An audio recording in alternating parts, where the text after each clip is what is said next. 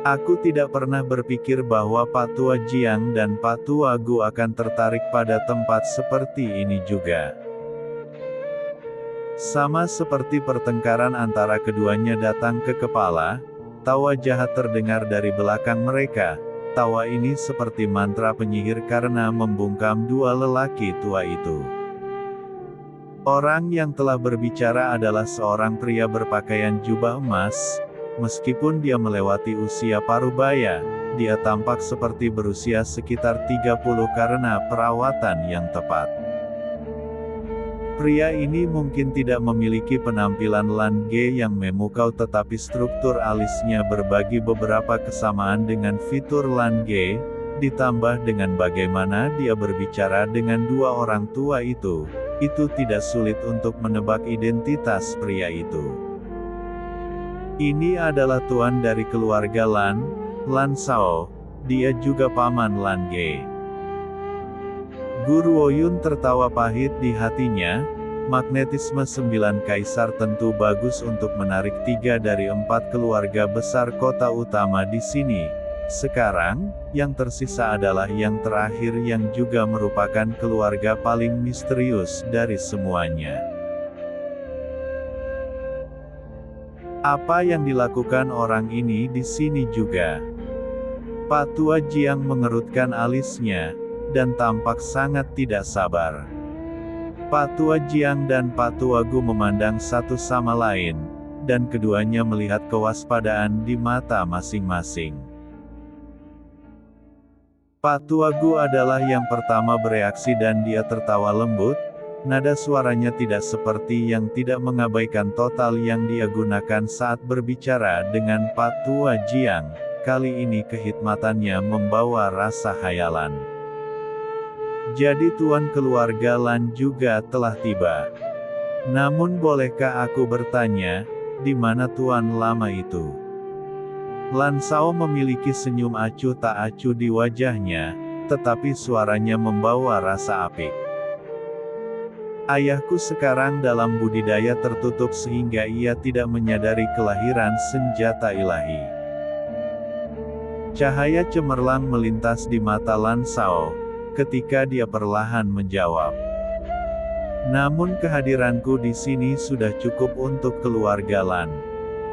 Aku yakin kalian berdua di sini untuk senjata ilahi juga, sementara aku selalu menghormati kalian, aku tidak akan menyerah kali ini. Pak Tua Jiang tertawa terbahak-bahak. Perasaan itu saling menguntungkan. Perasaan itu saling menguntungkan. Bahkan jika ayahmu ada di sini, kami juga tidak akan membiarkan dia memiliki senjata ilahi. Lan Shao tersenyum, matanya kemudian berbalik ke arah Gu Ruoyun dan tatapannya berkedip. Nona, bolehkah aku bertanya apa latar belakangmu? Mengapa aku belum pernah melihatmu sebelumnya? Jika pengamatanku benar, sepertinya kedua orang ini telah memperebutkan wanita ini. Aku ingin tahu kemampuan apa yang dia miliki yang akan menyebabkan persaingan di antara keduanya. Tuan Lan, gadis kecil ini adalah teman lamaku. Kamu seharusnya tidak mengawasinya. Pak Tua Jiang melihat niat Lan Shao sekilas dan mengerutkan kening. Dia tahu taktik Lan Shao dengan sangat baik. Jika bakat gadis Gu itu menarik perhatiannya, dia mungkin menggunakan segala macam skema untuk menyeretnya ke dalam keluarga Lan. Pak Tua Jiang, kamu terlalu menganalisis banyak hal. Karena gadis kecil ini adalah teman lamamu, bagaimana mungkin aku memiliki keberanian untuk melampaui batasku? Aku hanya ingin tahu namanya. Sebuah cahaya melintas di mata Lan Shao saat dia menjawab. Begitu dia tahu nama wanita itu, dia akan memiliki cara untuk mengetahui identitasnya. Ini. Pak Tua Jiang tercengang dan menatap Gu Ruoyun dengan ragu. Sejujurnya dia sangat tidak ingin mengungkapkan nama gadis kecil itu. Jika tidak, begitu Lan Shao mengetahui identitasnya sebagai ahli pil yang terkenal di daratan, dia tidak akan pernah membiarkannya lolos. Nian Ye. Guru Woyun tersenyum, sambil menatap mata tajam Lan Shao dan berkata, "Namaku Gu Nian Ye. Gu Nian Ye." Lan Shao terdiam, dia yakin dia belum pernah mendengar nama ini seumur hidupnya. Namun dia pasti tidak berasal dari latar belakang rata-rata karena dua orang tua ini bersaing memperebutkannya. Setelah aku kembali ke rumah tangga Lan, aku dapat meminta kultivator keluarga Lan yang kuat menyelidiki asal-usulnya. Lan Shao, dengan siapa kamu berbicara? Tiba-tiba suara dingin dan lalai terdengar di belakang Lan Shao. Setelah mendengar suara itu, raut wajah Lan Shao langsung berubah dan dia bahkan menunjukkan rasa hormat yang belum pernah terlihat sebelumnya. "Nona Baiyin, aku baru saja bertemu dua kenalan jadi kami mengobrol sebentar." "Baiyin?" Dua kata itu membuat Guru Woyun menjadi linglung. Matanya yang jernih dan dingin tanpa sadar menoleh ke arah sumber suara itu dan jatuh pada seorang wanita yang jubah putihnya berkibar tertiup angin. Pada saat yang sama, Baiyin juga dengan jelas memperhatikan Guru Woyun yang berdiri lebih jauh di depan. Dia berhenti tiba-tiba dan matanya berubah menjadi dua belati dingin saat dia menatap tajam ke arah Guru Woyun. "Apa yang kamu lakukan di sini? Nona Baiyin, apakah kamu mengenal Nona Nian Ye juga?" Lan Shao benar-benar terperangah. Dia bermaksud untuk melihat identitas Gu Nian Ye, tetapi dia tidak pernah berpikir bahwa Baiyin juga mengenalnya. Nian Ye. Baiyin sedikit terkejut sebelum dia tiba-tiba menyadari. Nona Nian Ye yang dibicarakan Lan Shao ini sebenarnya adalah Guru Woyun. Ini sangat bagus, dia berpikir dengan gembira. Jika Lan Shao mengetahui bahwa wanita ini adalah Guru Woyun yang sama yang menjadi terkenal dalam rapat umum sekte kedokteran, aku khawatir dia tidak akan mendengarkan perintahku dalam berurusan dengan wanita ini. Lagi pula sangat sulit menemukan wanita ini lagi, tentu saja aku tidak akan melepaskannya dengan mudah. Itu benar, aku mengenalnya. Baiyin tersenyum dingin dan cahaya dingin melintas di matanya. Wanita ini memiliki kesamaan fitur dengan istri Tuan Besar sehingga dia bersekongkol untuk merayu Tuan Besar. Itu adalah hal yang baik bahwa Tuan Besar sangat setia kepada Nyonya dan telah melihat trik wanita ini dengan benar, oleh karena itu dia telah mengusirnya dari wilayah teratai merah. Dia sekarang seperti lalat yang dikejar-kejar oleh anggota wilayah teratai merah, sungguh orang yang sangat memuakkan. Saat Guru Woyun mendengarkan kata-kata Baiyin, dia hanya mengangkat bahu dan menatapnya dengan senyum yang dipaksakan. Dia telah bertemu Baiyin ketika dia pertama kali tiba di daratan puncak timur. Pada saat itu Baiyin sedang berada di sisi ayahnya, namun Baiyin telah menyinggung perasaannya dan ayahnya kemudian mengirim Baiyin kembali ke wilayah teratai merah untuk dihukum. Namun sepertinya aku tidak tahu apa yang dia lakukan di sini.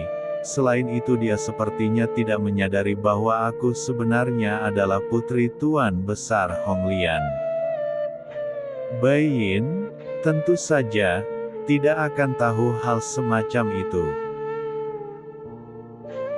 Sebelumnya dia telah dipenjara oleh Tuan Besar Honglian. Kemudian dia memanfaatkan ketidakhadiran Tuan Besar Honglian untuk melarikan diri.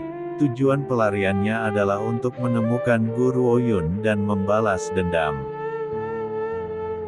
Aku tidak akan pernah kehilangan kepercayaan Tuan Besar jika bukan karena wanita ini. Jika bukan karena dia, aku tidak akan pernah harus menanggung luka dan siksaan yang begitu besar. Hanya surga yang tahu betapa mengerikannya taktik Tuan Besar dalam hal menghukum penjahat. Setiap kali aku mengingat pengalaman itu, aku benar-benar dipenuhi rasa takut. Namun itu juga karena pelarian Bai Yin sehingga dia tidak mengetahui identitas asli Guru Ouyun. Pada saat dia akhirnya memahami situasinya, itu akan terlambat untuk penyesalan. Gadis Gu.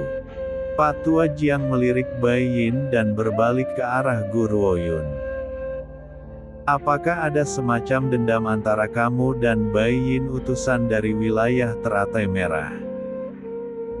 Dia benar-benar tidak percaya bahwa Guru Ouyun adalah orang yang baru saja digambarkan Bai Yin. Meskipun wilayah Teratai Merah memiliki kekuatan besar, Guru Ouyun adalah seorang ahli pil, bahkan Nona Sulung Lembah Angin ingin mengundangnya ke Lembah Angin.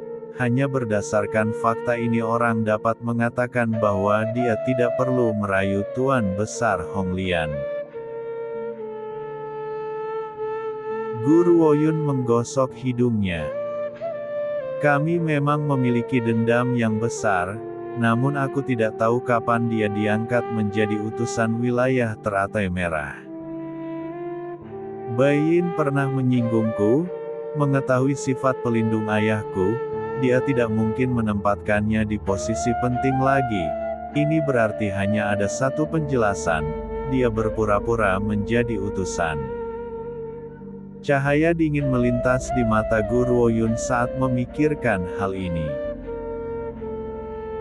Dia akan tetap acuh tak acuh jika Bai Yin meniru orang lain, namun dia tidak akan membiarkan siapapun merusak nama baik wilayah Teratai Merah. Oleh karena itu Bai Yin telah menempatkan dirinya melawan moncong pistol kali ini. Aku juga tidak sepenuhnya memahami detail dalam situasi ini. Patua Jiang menggelengkan kepalanya. Yang aku tahu adalah bahwa utusan Bai Yin ini telah muncul belum lama ini. Dia bahkan memiliki token Tuan Besar Hong Lian di tangannya yang memverifikasi statusnya lebih jauh. Utusan Bai Yin ini sebelumnya telah mencari keluarga besar dan mencoba membuat kami bersumpah setia padanya. Dari 4 keluarga, 3 dari kami telah menolaknya, jadi dia memasuki satu-satunya yang menerimanya, keluarga Lan. Patua Jiang menghela nafas. Bai Yin ini terlalu sombong dan angkuh. Jika dia bukan anggota wilayah Teratai Merah, tidak ada yang mau repot-repot mendengarkannya. Token Tuan Besar. Guru Ouyun tertawa dingin. Patua Jiang, kamu terlalu naif. Apakah ada di antara kalian yang pernah melihat token asli dari wilayah Teratai Merah? Apakah kalian tidak tahu bahwa token bisa dipalsukan? Berdasarkan pengetahuannya, hanya 2 token nyata yang ada di wilayah Teratai Merah. Salah satu token adalah dengan Tuan Besar, sementara yang lain adalah hadiah untuknya dari Tuan Besar diberikan kepadanya sebelum keberangkatannya. Oleh karena itu seseorang tidak perlu berpikir terlalu jauh untuk mengetahui bahwa token yang digunakan Bai Yin untuk mewakili Tuan Besar Hong Lian adalah palsu. Patua Jiang terkejut, dia kemudian bertanya dengan lamban. Tetap saja, seharusnya tidak ada orang yang berani menyamar sebagai utusan dari wilayah Teratai Merah. Bagaimanapun Tuan Besar Hong Lian telah mencapai peringkat orang suci bela diri, bukankah menggali kuburan sendiri untuk menyamar sebagai bawahannya? Guru Ouyun tersenyum lembut tetapi tidak banyak bicara.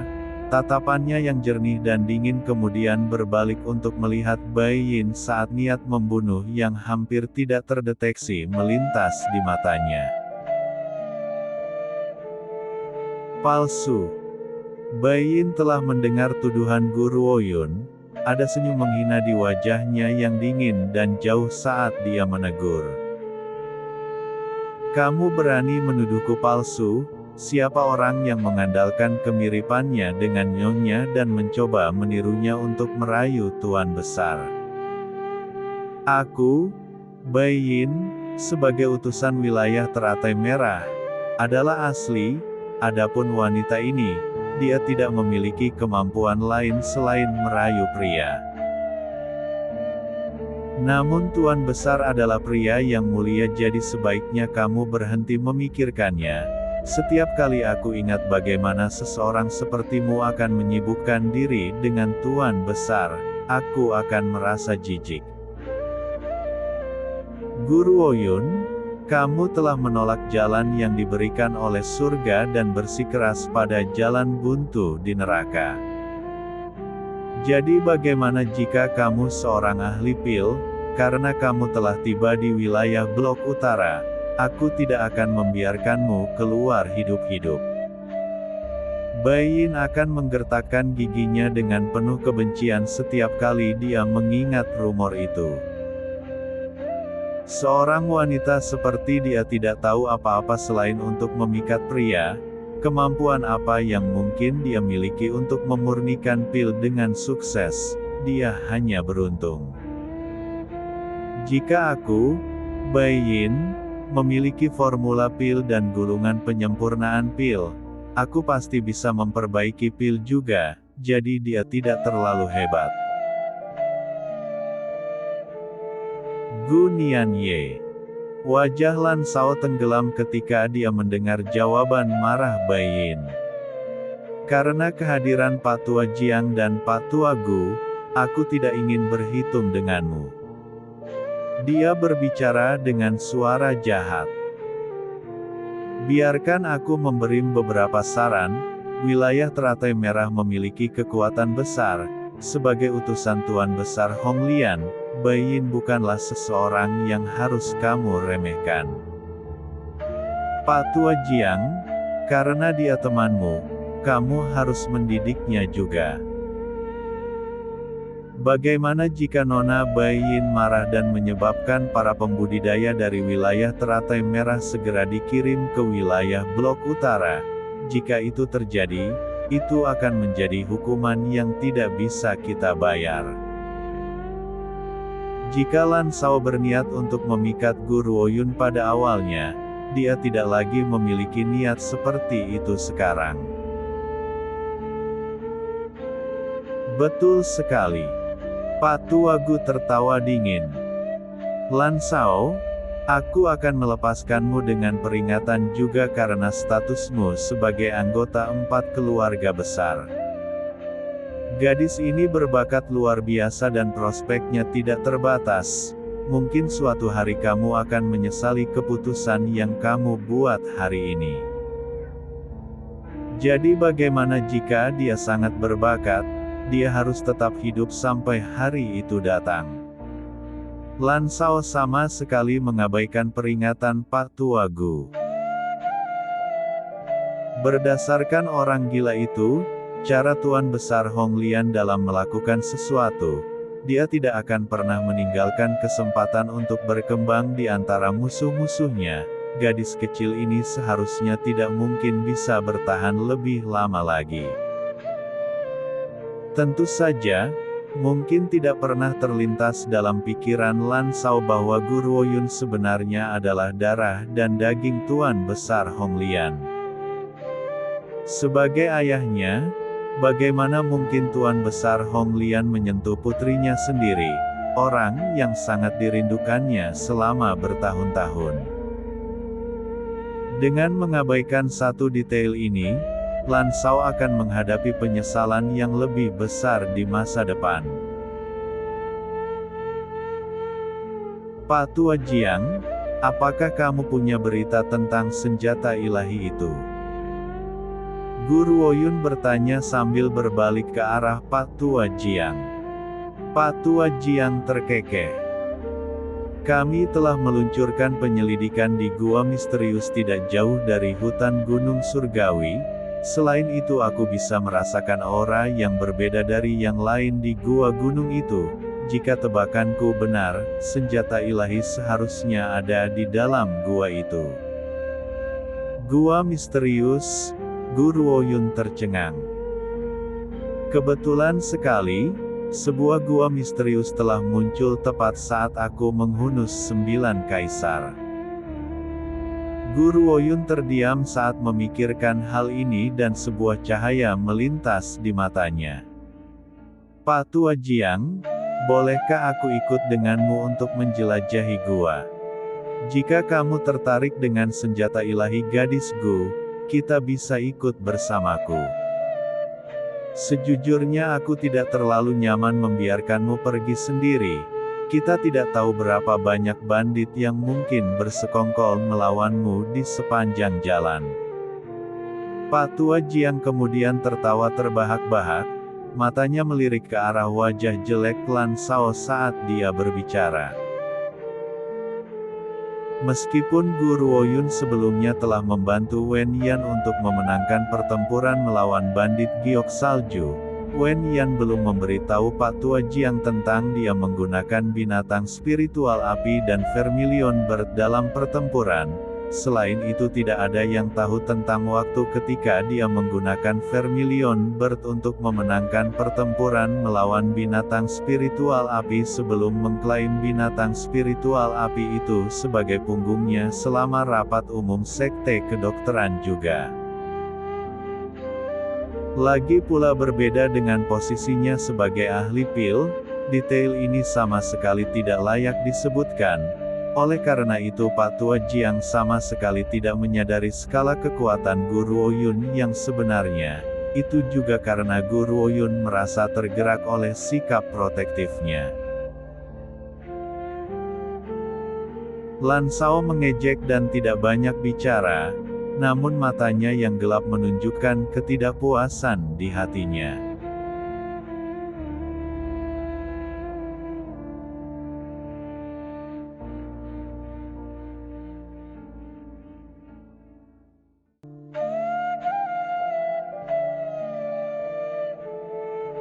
Wilayah teratai merah, Tuan Besar Hong Lian berdiri di ruang kerja dengan tangan di belakang punggungnya.